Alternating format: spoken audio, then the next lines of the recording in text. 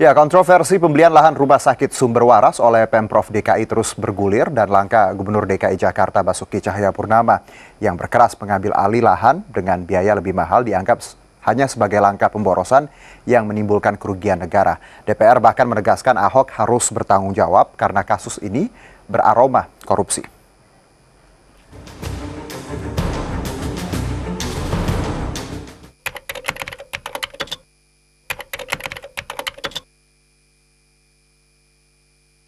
Kalau saya sih nggak mau beli ya. Oh, tidak mau beli. Lahan buat akses itu paling penting.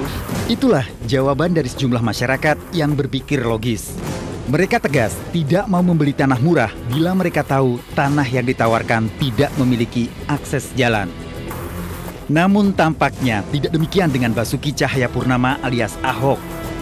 Gubernur DKI Jakarta itu justru dinilai proaktif untuk mengambil alih lahan rumah sakit Sumber Waras meski harus membayar lebih mahal. Ahok secara sadar membayar 755 miliar rupiah untuk lahan yang dikelilingi tembok tinggi. Harga tersebut dinilai tidak pantas. Pasalnya, pengembang yang sudah lebih dulu membayar tanda jadi kepada Yayasan Sumber Waras hanya berani membayar 500 miliar rupiah. Alasan lainnya, tanah yang dimaksud tidak berada pada Jalan Kiai Tapa seperti yang digemborkan ke publik selama ini. Cari tanah itu ada nggak? Mesti nggak ada.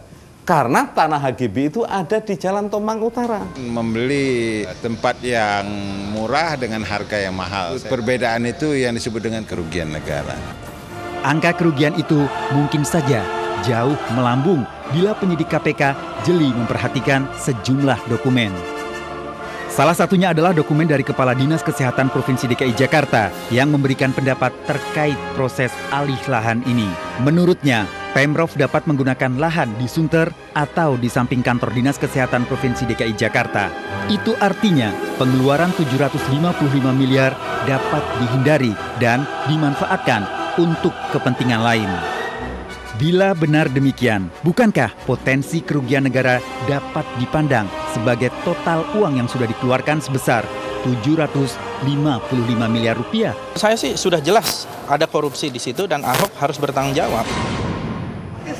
Tim Liputan MNC Media melaporkan.